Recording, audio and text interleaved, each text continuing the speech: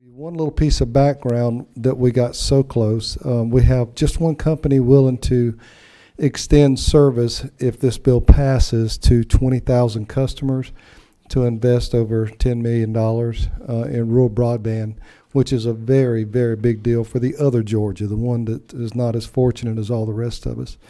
So this is a big deal. We're getting closer, but time's running out, and I cannot allow all of us in good conscience to let this thing sit by another year. So if somebody would be kind enough to make a motion. I don't know what's going on, but man, this board is lighting up. It looks like are we in the position of making a motion, or do y'all want to ask questions? I'm sorry? Well, I tell you what, we've heard this bill before. We voted it out unanimously before. I don't believe there's any need for discussion. And so, number 8. Well, we have a motion to pass. We have a motion to second. Get all these things off. Any further discussion? Okay. We're not going to entertain questions? No. We'll do that tomorrow. This bill has gone through over and over and over again. So, in complete candor, this bill has been vetted over and over, and we have passed this out unanimously before. But we have a motion, we have a second. All in favor of the bill, please say aye. Aye. Any opposed, say no. No, but I'd still love. All right, the ayes have it. Mr. Chairman, you have your bill again. Thank you, Mr. Chairman. I want to thank all the committee members for putting up with this. We've got to get it right. So what we're looking at is a committee sub, but I would like to introduce you. If you don't mind, Marshall, I want you to introduce Dan, if you would.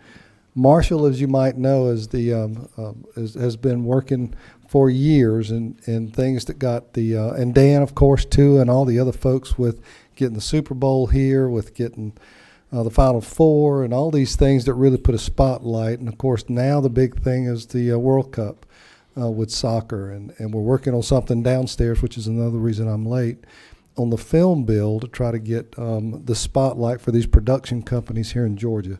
I hope I didn't steal all the thunder. And if you don't mind, Mr. Chairman, I'll say this. For those of us in the legislature, we all know Marshall and what a phenomenal job he does. I mean, he's been around a long time, but we are very blessed to have Dan Corso in the city of Atlanta, the state of Georgia, doing this, because he's a real professional. So I'm Amen. Excited. Thank you. Thank you, Mr. Chairman and Mr. Chairman. We appreciate the opportunity to be before you today. It's my job here to introduce Dan Corso, who's the president of the Atlanta Sports Council. One thing that makes the Metro Atlanta Chamber unique is that we actually have a sports council, which is part of the chamber itself. And Dan's job, just to give a brief highlight, his job is to go out and to recruit those major sporting events that we host here in Atlanta. He does that in partnership with the local community, but also with the state. This would not be possible to host the major sporting events that we've been fortunate to host in Atlanta, Georgia, like the Super Bowl, like the College Ball Championship, like the NCAA Final Four, but I know he's thinking about that it's coming up in just a few weeks, without the support of the state, the locals, and, of course, the corporate community. So appreciate the opportunity to be with you all today, and I'll turn it over to Dan Corso. Thank you. Thank you, Marshall. Mr. Chairman, representatives, thank you for the opportunity to be with you here today. It is not every day that you get a chance to talk a little sports, but also get to talk about what is arguably the biggest sporting event in the world. We are fresh off of hosting a Super Bowl just a little over a year ago, and as Marshall indicated, we are within 30 days of hosting another NCAA Men's Final Four within our state. So what we're seeing through these sporting events is tremendous economic impact coming into the state, impact that would not otherwise be here but for the sporting events. And these events would not be here but for the support of this governing body in the state of Georgia. So we do appreciate your ongoing support, your past support. I have the opportunity here today to introduce a gentleman that I've known now for a few years and have become close with.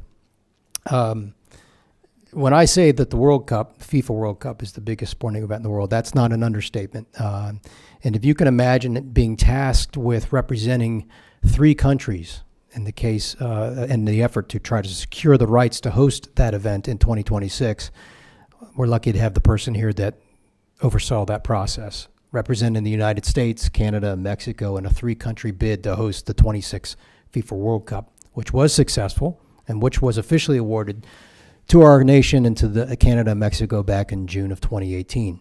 And then since that time, Atlanta and the state of Georgia has been in a competitive bid process to be solidified and named an official host city for one of the matches. And John's going to give you really the bigger picture of the event and the details that go into it. But please understand that we are in a competitive bid process. We do not, Atlanta and the state of Georgia, do not have the right yet to host matches of the FIFA World Cup in 26. We're working to that, and we're working closely with you, and we will need your support, and we do appreciate your support. We think you're going to see the impacts both economically and socially, very well worth the effort. The bid process is ongoing and will continue for the rest of this year and conclude at the early part of next year when FIFA will decide the 10 U.S. cities to host part of the 80 matches, 60 held in the U.S. during the 30-day tournament. So we are currently one of 17 cities, of which you'll see, and we're very, very active and competitive, and there's a lot of good states and a lot of good cities in this hunt, and we want to be one of them. So with that, thank you for your continued support, and I'd like to introduce John Christic. John. This is the guy that knows everything about FIFA World Cup. Enough to be dangerous. Thank you, Dan. Mr. Chairman, representatives, it's really a pleasure to be back in Atlanta. I was just here last week, spent some time with Dan as well, and the amount of activity over the next months is only going to build each day as we move towards the date that Dan referenced sometime early next year. I have brought some slides. I'll try to walk through this. I doubt you'll be able to read most of them. But I promise you I will fill you in on all the narrative. Let me see if I can get that one dialogue box out of the way. I like to start first with just a couple of numbers. And I'm assuming some of you know about the World Cup and some of you probably don't. But first of all, the number up front there, the 3,379, it lets me reflect a little bit on my career. Born in the United States, born in Pennsylvania, I've spent most of my professional life in the area of international sports, for which 15 of those years I lived in Central Europe, always working around big events like the World Cups, like the Olympics and everything else. When I moved back in 2008, one of the first assignments I took on was for the United States to bid for the 2022 World Cup, which is a World Cup that's coming up and will be played in Qatar. And like in life, we have ups and we have downs. And what I can tell you is 3,379 days ago was one of my biggest downs in my professional career because it is then that the United States lost the bid to host in 2022. And there's been a lot written about that, and there was a lot of controversy and everything else, not on the way we put forward our bid, but on the way the decision process was carried out by FIFA at the time. Fast forward to 2016, and I received a phone call to re-engage and lead the United bid, Canada, Mexico, and the U.S., to host in 2026. So needless to say, I had plenty of time to think about wanting to come back in and bid again. And the good news is, because of great cities like Atlanta with Dan's support and cities all across North America who stood up and said, we want back in, we then had the successful decision that FIFA took. 2,295, that is how many days we have from today to June 2026, when you can safely assume the first ball will be kicked. So a lot of time to prepare ourselves. One other number I'll put there is 629 days ago. That's when the United States, Canada, and Mexico were successful in the bid. And one of the things that made it different this time, when FIFA made the decision in Moscow right on the eve of the 2018 World Cup, is this was the first World Cup ever that was fully transparent in terms of the votes. That previous bid I mentioned to you from 2022, the decision was cast by 24 executive committee members of FIFA in the darkness of night. It was a secret ballot. The decision that was taken in 2026 was an open vote amongst the 211 members of FIFA. very transparent, and it made a fundamental difference. And it was the only reason, quite frankly, why the United States, Canada, and Mexico decided to bid again. It's because under FIFA's new leadership, you had the assurance that they were going to run a far more transparent bid. So needless to say, that was a good day in Moscow in 2018. I'm not going to ask you to read this, but this was tied in with the transparency that FIFA put forward. Before the bid was voted on, there was an extensive evaluation report that was carried out, and it's online as part of FIFA's transparency, 350 or so pages. And there was a scorecard put up in front of all the members in terms of how the United bid fared amongst our competition. And our score is there on the right. Which is obviously almost entirely green, as opposed to the risk levels of the orange and red that were highlighted in the other country's bid, which was Morocco, is who we were competing against. We had a few orange points there, things that we didn't not anticipate. We had some concerns raised around some of our human rights issues. Quite frankly, when we're judged amongst others, we're not perfect in all senses, so we had an orange there. Some of our federal government commitments as well were judged slightly weaker than ideal, but certainly a great scorecard for all of us. And that was my very favorite moment right before the vote. That was the slide that was up for all the members to see, and one of my colleagues at the time had the foresight to tap me on the shoulder and say that might be one that we want to hold on to. I don't have the video to share with you, unfortunately, because what I'm presenting off of right here doesn't enable the video, but at some point I'll send it to Dan if he can pass it on to you. But to give you the highlights of what made our bid so special, there are three very simple premises that we bid on. And it was based on unity, certainty, and opportunity. And that's really something that we harped on through the entire campaign. The unity, the fact is, this was the first time there was ever a joint bid for a World Cup, and particularly one with two nations in one continent. So the fact that we had the United States, Canada, and Mexico taking part of it, that unity aspect was something that we played throughout. And even during geopolitics and everything else, when we faced some real headwinds, I will tell you, working with the Canadian and the Mexicans on this bid, it was all about one thing.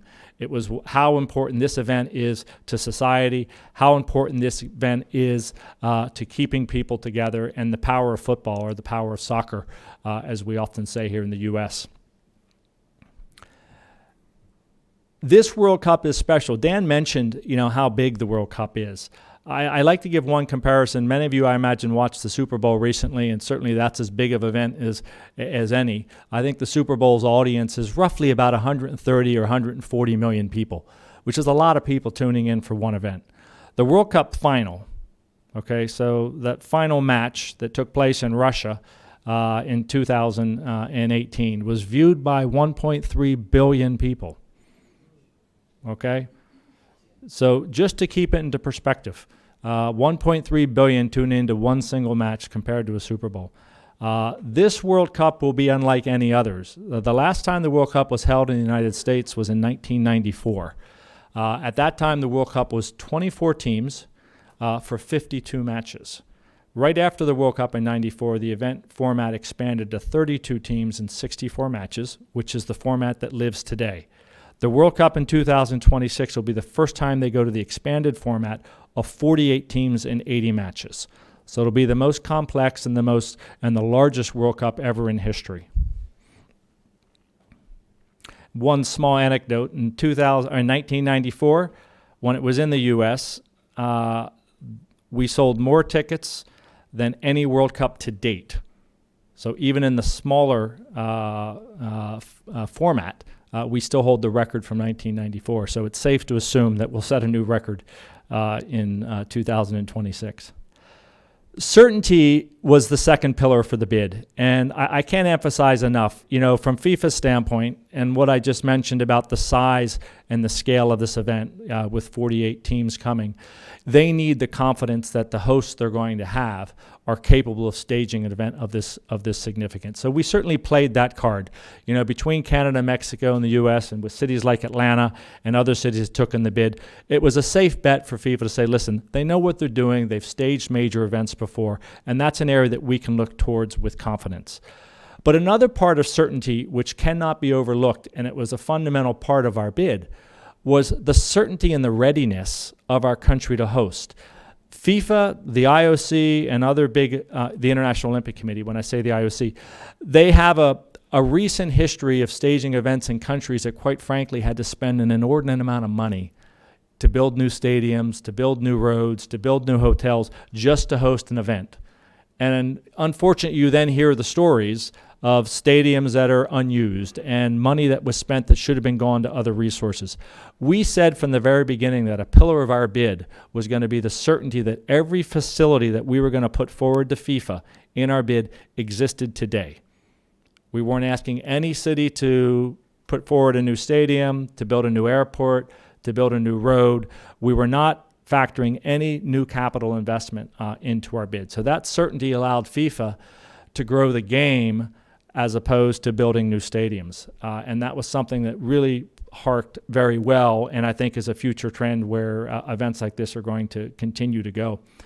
We had an oversupply, even against that those requirements that every city that was going to be in the bid had to have existing facilities.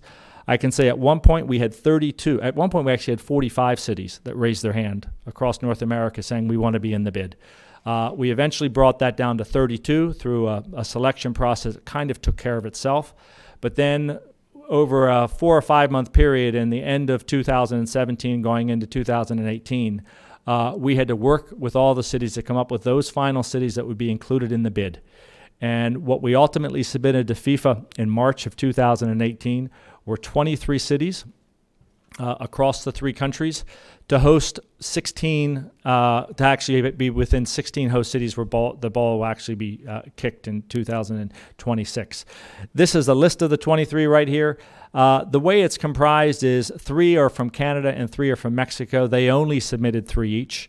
So their venues are in essence locked. So in Canada, we have Edmonton, we have Vancouver, and we have, I take that back, we do not have Vancouver. We wish we had Vancouver. We have Toronto, Montreal, and Edmonton in Canada. And in Mexico, we have Mexico City, Monterrey, and Guadalajara.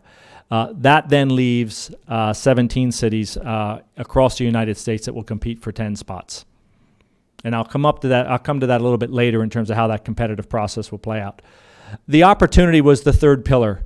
The opportunity to host the world in some of the most iconic cities around the world is certainly very welcome to FIFA and certainly very welcome to the countries that are going to be taking part in the event. You know, building off the social force for good that this sport has, but also creating a World Cup that's all about the players. You know, putting the players on the best stages, on the best natural surfaces, in the largest stadiums, in the best cities, with a concept that we had that the World Cup, in essence, would kick off on the West Coast in the United States and then would gradually move towards the East Coast as we get to the most important matches, which then presents a very time zone friendly semifinals and finals for the countries in Europe, which are still very important in the sport of soccer. The success, this sport is on a fast track to be as significant as any sport in our country. For those of you who remember back in when the World Cup was here in '94, MLS didn't exist. MLS was actually a legacy of the World Cup in '94. That was a promise that U.S. Soccer made to FIFA, is on the basis of the World Cup coming here, we would launch MLS. So MLS launched in 1995. It's celebrating its 25th year this year. I like to remind people, if you watch the NFL season, you saw them all wearing the 100-year patch. MLS is still a baby, and it's on such a positive trajectory, and you don't have to look far. All you have to do is go to Mercedes-Benz Stadium and see records being set around the success of the sport. And it's a sport that reaches all, it's so accessible. You know, it's not an expensive sport for children to play. It's about such healthy lifestyles. So we want to continue to build on the success that the sport is showing in our country. And that success is not just in the men's game. It's as much in the women's game. This is such an inclusive sport. And those are a lot of projects and programs that were built into the bid concept about how we can make the sport more accessible to women, how we can take the sport into more underserved communities. There's a lot of, underutilized facilities in our communities, whether they're basketball courts that aren't being used, tennis courts that aren't being used. We have initiatives underway to convert those to soccer fields, to make it more accessible for people. So there's a tremendous amount of legacy opportunities that are going to come out of the World Cup initiative. There are multiple ways, and we can all pull out a back of the napkin and kind of create scenarios in terms of who the final cities will be. That is the process that's just really kicking off right now. Dan will be in Dallas in just a few weeks with key stakeholders from Atlanta, as well as all the other host cities. FIFA's bringing them together to lay out the criteria.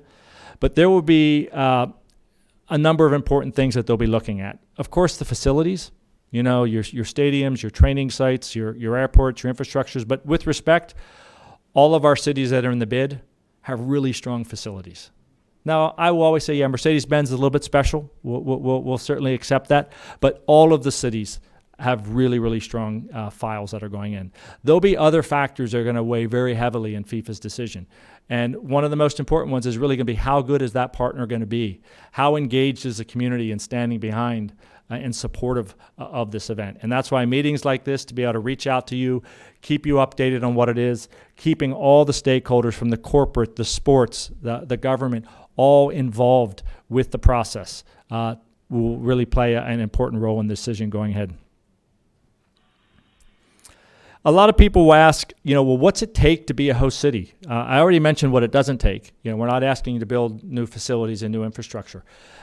All the cities had to make certain commitments that they do have a stadium that will meet certain requirements. And just because they're NFL stadiums, which are all of our stadiums in the bid. Now, you're in a unique situation here in Atlanta is that your MLS team plays in an NFL stadium. And a lot of other cities, they have separate soccer stadiums. We won't use soccer stadiums for any of the any of the World Cup matches because they don't have a large enough capacity. So every one of the stadiums will be NFL stadiums, which will put our average capacity at about 65 or 70,000. But most of those stadiums will have to make certain adjustments. And I give the comparison that if you were to ask the NFL to play at Wembley and say, oh, by the way, you have to play on an 85-yard field, the NFL might say, oh, that's a bit of a problem for us. That's kind of the pass that FIFA gave the United States in '94.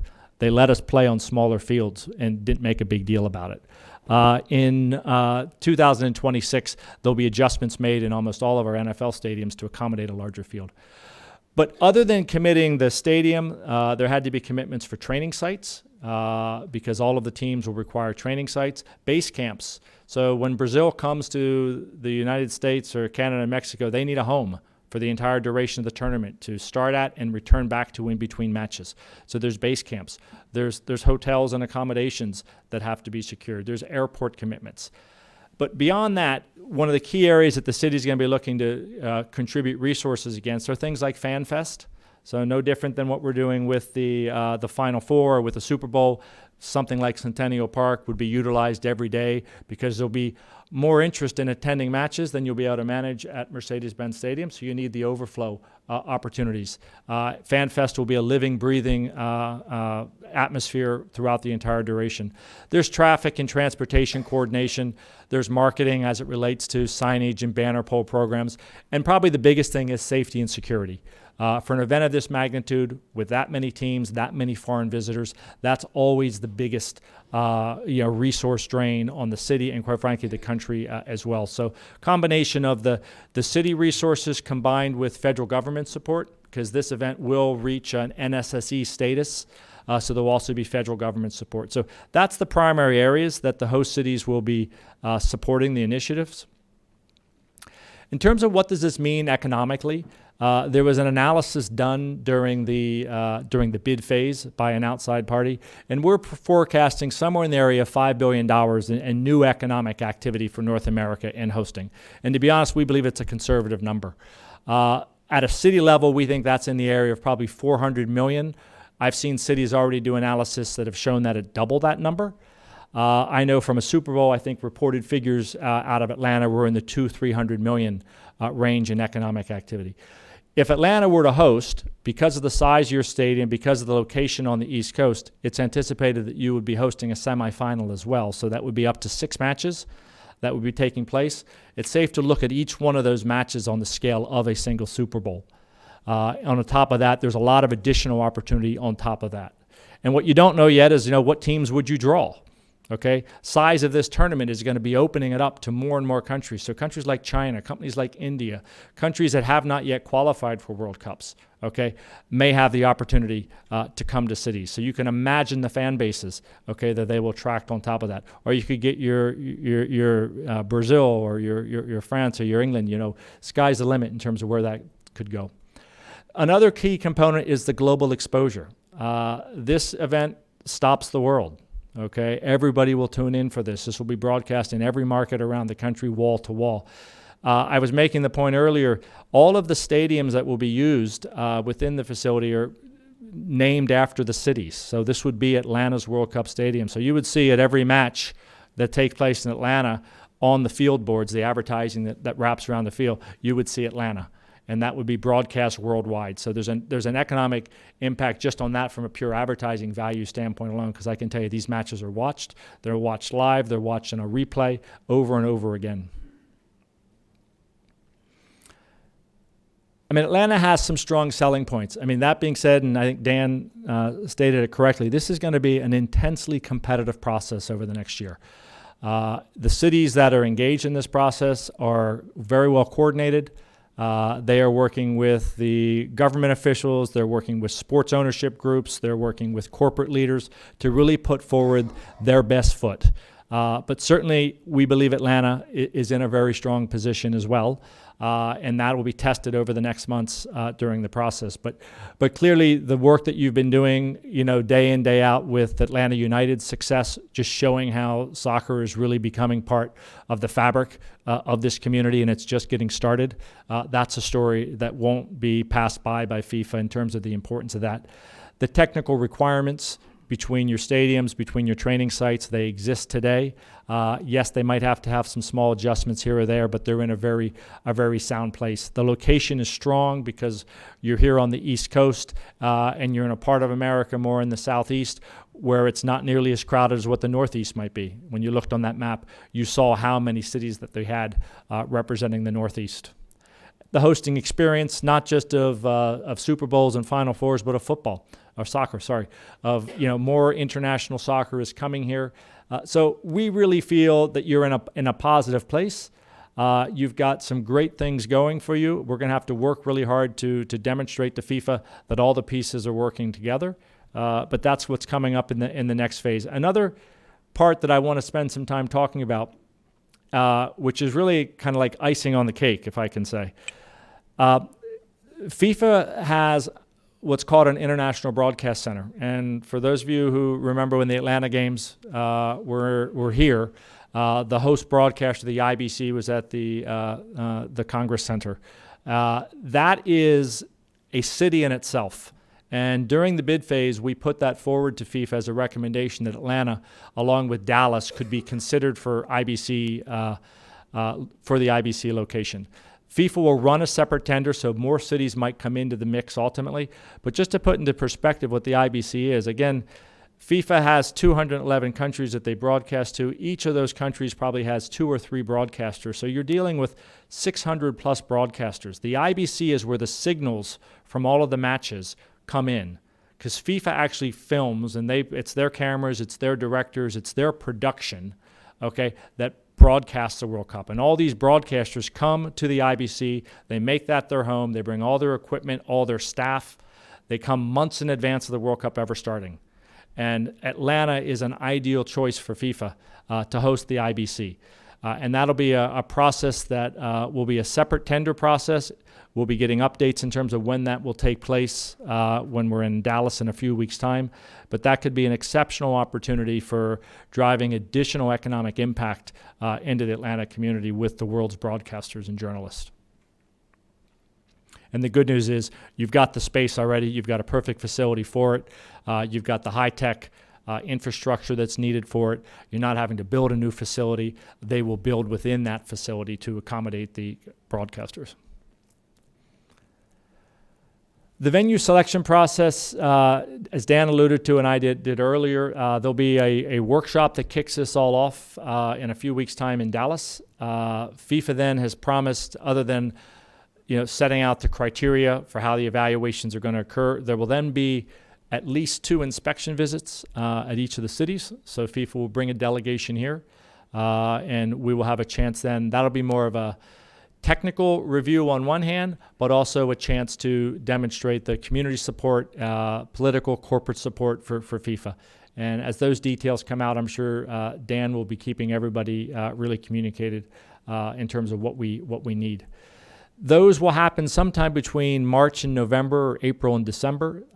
There will then be a recommendation made to FIFA by U.S. Soccer for the final cities, and that's meant then to be ratified sometime in early 2021, which would then give everybody a full 5 years of preparedness for hosting the World Cup.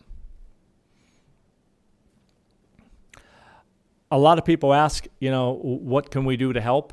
I think, continuing to reinforce the enthusiasm right now is probably the most important thing.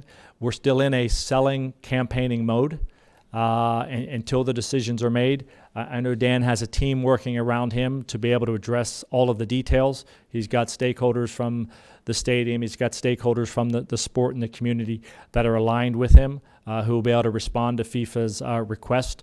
FIFA's already received an extensive bid from, I can tell you because I helped write it, of 800 plus pages and probably 60,000 pages of support documentation behind that. So we're waiting now to see where they want to dig deeper into certain areas. And some of those will be certainly around technical facilities, but we'll be finding that all out over the coming weeks and months. So I tried to give you an overview here of kind of where we come from, the scale of this event, what lies ahead in the coming months, and what we see as a tremendous opportunity, not only for the sport, but for North America and certainly Atlanta. But if you have any questions, I'd be more than happy to try to answer them as best I can, but I thank you for your time very much. Wow. Let me make sure I heard you correctly. Each one of these 6 final games, each one will be on the scale of a Super Bowl? Yeah, that's correct. That's a good way to look at it, okay, in terms of the excitement and enthusiasm that will come behind it. Questions from the committee? Yes, sir. Thanks for the presentation. It's great. My pleasure. If you could boil it down, what would you say Atlanta's 3 greatest assets are? I think, number one, I will not underestimate the facilities and the location that you have within the country. Okay, I think that's a great asset. I think beyond that, it's certainly going to be the experience that you've proven in hosting events of this magnitude successfully. You're not reading about negative stories on the organization. You're working through challenging times. You're even dealing with it right now with the preparedness of the Final Four, with things that are being thrown at you from left, right, and center field with the coronavirus and everything else. I think those are things that FIFA will really look at. That's a good partner city, a city that we can rely on. Because what FIFA's been burnt by in the past is during campaigns, people tend to overpromise. And then when you actually make the decisions and the commitments, you find out, it's not quite as rosy as what we thought it might be. So that's going to be a really, important test, and I think it's something that Atlanta can shine through, is in terms of the way this community has delivered on big events before. And the third one, quite frankly, is what the sport's doing in your community. The sport is really, setting a new bar in terms of what other cities want to follow, and they're really opening up that soccer has such a potential. And it's not just at the professional level; it's really at the grassroots level, and those legacies that we can leave to, underserved communities, getting more women accessing the game, showing children that this is a healthy product, not just to maybe be a professional player in, but just to guide you in life. Yeah. Again, Yes, sure. Yeah. Again, on that, I have. Matter of fact, I just made the comment to somebody that Atlanta has always been a great sporting city. I mean, we've always had some great stuff here, but I will tell you the most aptly named team in Atlanta is Atlanta United, because it is absolutely amazing when you sit there, and I'm not stereotyping people, but you see, kids, Hispanic kids whose families have had to scrape money together to get them there, sitting next to Buckhead preppy kids, and they're all whooping and hollering together, and the feeling is something that is overwhelming. And I think it's something that will continue. Is it fair to say that we need to continue in a very, very proactive manner? Yeah, we have to be proactive. We have to continue to engage the full community behind this. And that's going to be instrumental, particularly over the next phases, because it'll be a high-profile and very competitive process. I mean, I know the way the other cities are preparing for this. I know the type of spokespersons and support that they're going to put behind it. The media is going to cover the process as well. Equally, we're going to hold FIFA to a high standard as well. They need to run as transparent and clear of a process during this next phase as what they did during the phase to award it to North America. So. We'll be ready, though. Atlanta has got a good team in place to manage this in the next phase. Great, thank you. Can I just add one- Sure, Dan. one thing? Some of our messaging to FIFA, and I think as a board for all, this is not a City of Atlanta hosting. This is, I'm sorry. Yeah, we're being recorded. I'm sorry. Go ahead. This Yeah. is not a City of Atlanta hosting. This is a State of Georgia hosting, and there's opportunities for touch points for all communities within the state of Georgia to be able to touch and feel and be a part of this hosting. Sure, the matches and the activity will be in downtown, but the ripple effect will be throughout the state. And there's also opportunities that maybe John can expand on because of the length of the tournament, the 30 days or so. You have fans in town that are going to be having some things that they need to do, right? So there's an opportunity for tourism and statewide tourism to market to other parts of the state. Say, if you have a couple of days off between matches, come see us here, or come see us here. Come see our part of Georgia versus just downtown Atlanta. So I think that's part of our focus as well. I think that's a very valid point. When I've been to the Atlanta United games, I park in the red deck at the World Congress Center, and just walking along, and if you look at the license tags, I mean, you have rural counties from all over Georgia, and it's a great thing. Thank you. No, they will. I think you will see people in droves coming from neighboring regions, and everyone will be able to touch us. I mentioned FanFest just in Atlanta, but there are concepts already on blueprint stage that FanFest can be in every city across the state and in the region. There's got to be a way that this can be the biggest social event that we've ever experienced, and I think that's the mindset that we have. But the furthest we can spread it, the better for everybody. Commissioner Smith. Thank you, Mr. Chairman. Also, our accessibility, that Hartsfield-Jackson Airport, wow, Yeah. we're world's largest airport, busiest airport. No, absolutely. And we were just, I was with Dan last week with the respective consular offices. We had a meeting and just the amount of international representation you have here. And, one of them made the joke is, listen, the fact that we have so many consulars right here, I can tell you whenever there's a big football match, our phone rings off the hook because people lose their passports.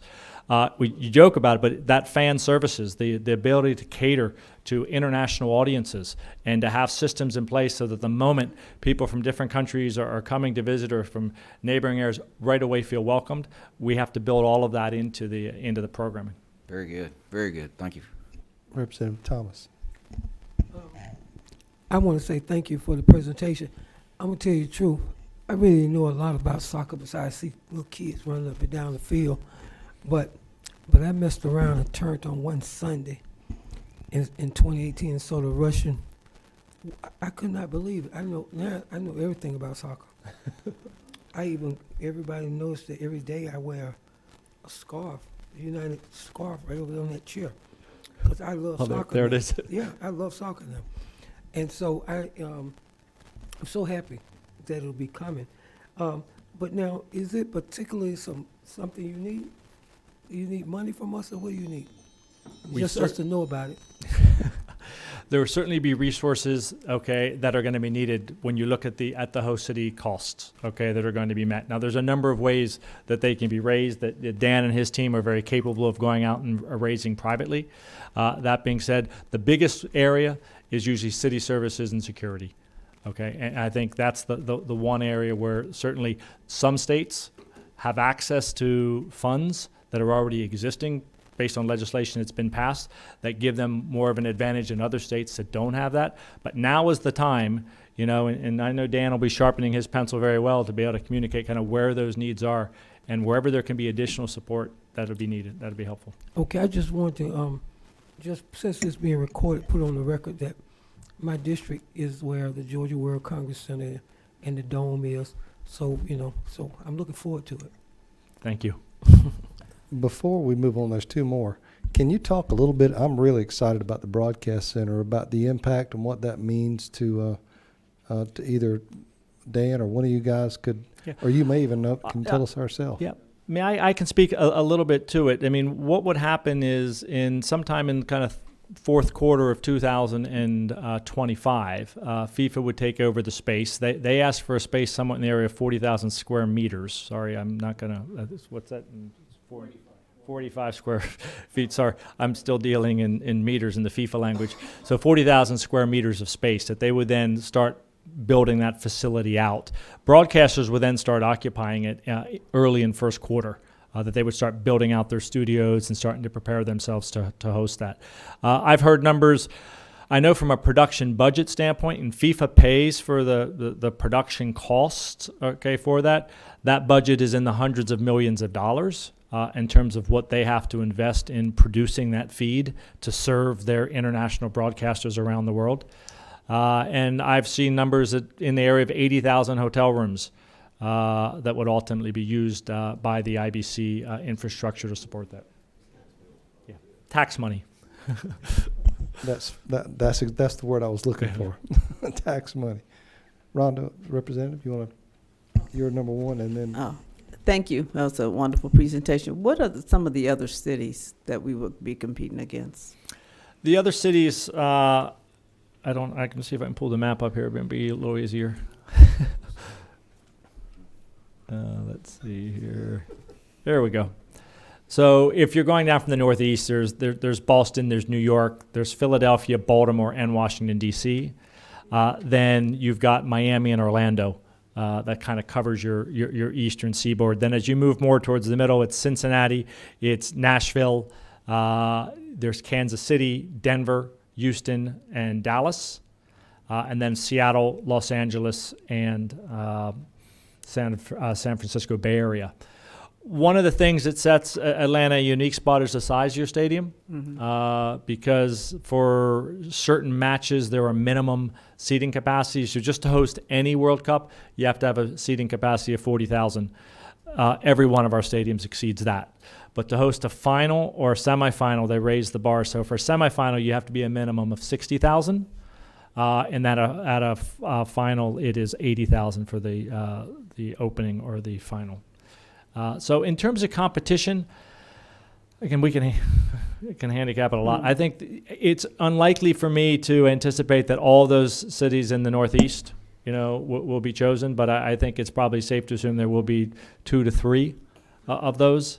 The Southeast has to be represented. Okay, so I feel good about that, and I think Atlanta, from that standpoint, has a better position than many. And I think it's going to be up for FIFA to decide, particularly in the Midwest, do they want a strategy that really kind of covers the entire continent, so it looks evenly spread out, or do they want to do something more on a cluster basis, where they say we really want to have venues that are closer together? Which might make it easier, player distances, traveling from one match to the other, fans being able to kind of just get in their car or take a high-speed train from one venue to the next, as opposed to have it traveling a long distance in aircraft. I think that'll all be played out over the coming months from FIFA, and I think that's what will distinguish really how I think particularly the Midwest falls into the equation. No, thank you. Yep. Thank you. Any idea of the number back on the broadcast center of people that would come, since they're coming from all over the world? I don't have a number that I'd feel comfortable giving to you. I can certainly get that number and pass that through to Dan based on past events. But again, you're dealing with, thousands of engineers, directors, producers, graphics, administration. Then each broadcaster has to bring their own. So if the BBC is a rights holder for FIFA, the BBC is going to bring all of their crews and all of their staff over it. So you're into the thousands in terms of people that would be occupying in the IBC. Yeah, for a long period of time. Representative Terry Rogers. Yep. Yeah, let me just go on record as saying that I've been to all of those cities that you mentioned in the United States, and we're far and above everybody else. But especially a couple, but I won't go that far and name them. Seriously, one of the things I did want to inform the committee, Representative Thomas was asking, what do we need? And we talked about money, we talked about security, things of that nature. It's already on the radar screen. It's already on the radar screen to be looking at that. So we're starting to take a pretty aggressive approach on this, and so as far as that goes, if any input that you have the opportunity to give, I think it's good for the state. It's good for the, it's not a thing just for the city, it's for the state. And Exactly. as a member of the World Congress Center Oversight Committee, I can tell you that there are a lot of different things going on at the World Congress Center. World Congress Center is one of the few things that we do that really makes good money. It's self-sustaining, it makes good money, and there's some expansion projects going on, and a lot of this is geared towards making certain that we have everything available and making it as attractive as possible. Great. And I can tell you that this event will not come back to the United States again for another 30 or 40 years. This will be our generation's World Cup. Representative Williams. Thank you, Mr. Chairman. We're talking about an awful lot of people, 1,300,000,000 looking in. You got to have an idea what kind of revenue you're talking about from television all over the world. So what kind of money you're talking about? Yeah. I mean, the one downside on that is the commercial revenue from the broadcast rights is retained by FIFA. So no different than the International Olympic Committee or some of the other events. That's revenue that FIFA will hold on to over the course of the over the term. But their worldwide rights fees, totaled from all the broadcasters is in the billions of dollars. Any openings on the board of directors for FIFA? Because that's where the money is headed. I'll give you an I'll give you an email address. I'll give you an email address to send to them. Okay. Okay. Yeah. Any other members of the committee? I want to thank you all for coming and giving us this exciting opportunity for news. I think, as Representative Rogers mentioned, this stuff is on the radar, and they're hearing it in another committee as we speak. So I want to thank you for giving us the update. It's a lot more exciting than even I thought about. So thank you for coming, and if there's nothing else before the committee, we're adjourned. Thank you very much.